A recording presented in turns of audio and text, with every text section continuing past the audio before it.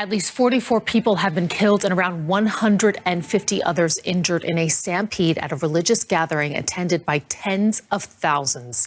It happened at Mount Meron in the northern part of the country, where ultra-Orthodox Jews were holding an all-night prayer and a dance celebration. This footage from social media shows the scene shortly before tragedy struck. A densely packed crowd dancing ecstatically at the annual Lag BaOmer celebration. Authorities believe overcrowding is likely to blame for the fatalities and injuries. Rescue workers say many of the dead were either trampled to death or suffocated. It was the first large-scale religious gathering to be held legally since Israel lifted most coronavirus restrictions. But despite Israel's successful handling of the pandemic, health authorities had warned against holding a gathering of this size.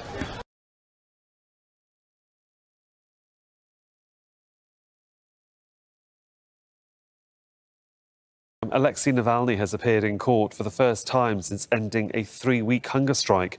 The Kremlin critic attended a hearing by video link to appeal against his conviction in February for defaming a World War II veteran. In a separate court case, proceedings on whether to label Navalny's opposition network extremist have been adjourned.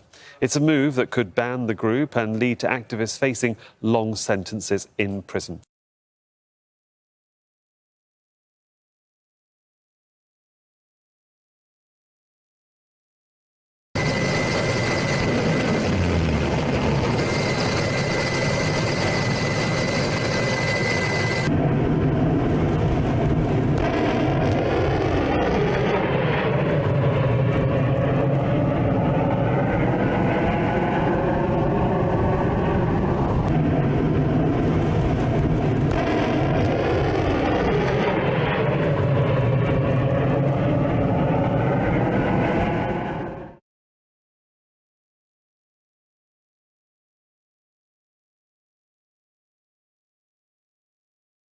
I intend to step down as leader of the Democratic Unionist Party on the 28th of May and as the First Minister of Northern Ireland at the end of June. It is important to... The announcement from Arlene Foster will have surprised few people. Such was the pressure she's been under from her Democratic Unionist Party. But it does open a new, unpredictable chapter in Northern Ireland politics. Arlene Foster took over as leader of the Democratic Unionist Party from Peter Robinson in December 2015. It made her the first woman to lead the pro-British party and to serve as Northern Ireland's First Minister.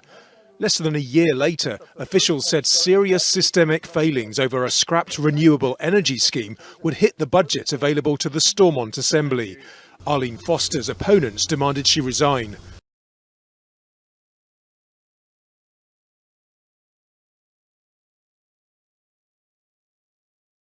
Well, let's move now to KwaZulu-Natal. More arrests are expected in the 700 million rand tender scandal involving eThewkini municipal officials.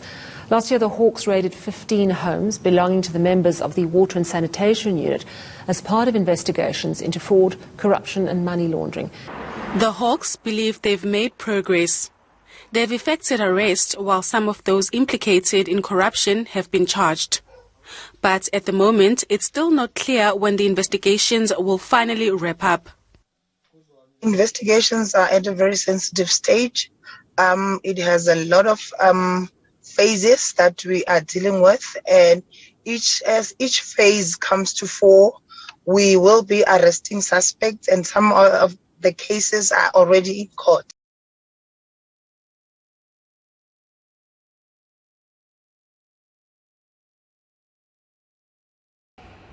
The U.S. Food and Drug Administration on Thursday proposed a ban on menthol cigarettes and flavored cigars in the United States.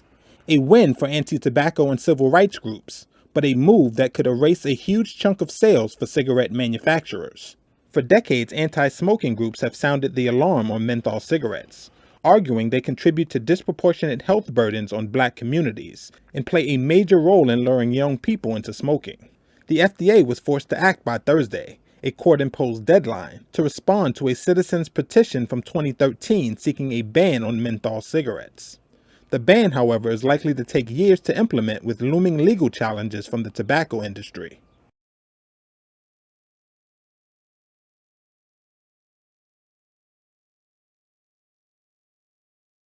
Five people have been arrested and charged for the violent kidnapping of Lady Gaga's dogs and for shooting a dog walker.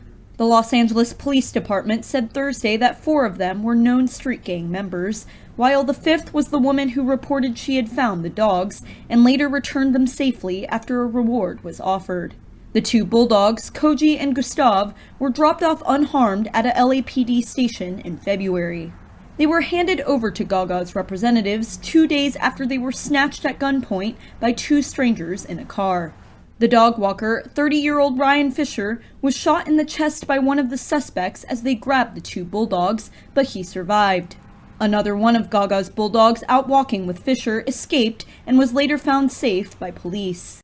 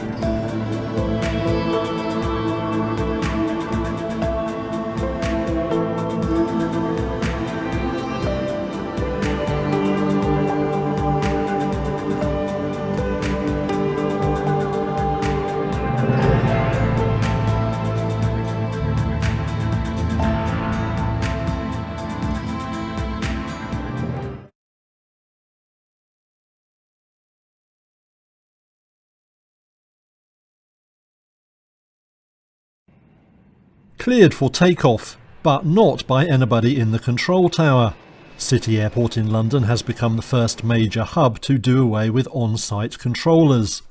Its old tower is now deserted, replaced by a digital mast bristling with sensors. Humans are still watching over everything, but they're at an air traffic control centre 90 miles to the southwest. They direct planes using video, audio and data feeds. City Airport says the new system is more efficient and will allow it to operate more flights per hour. Though the smallest of London's airports, it still handled 5 million passengers a year before the global health crisis. Now managers say big airports around the world are watching to see how well it works.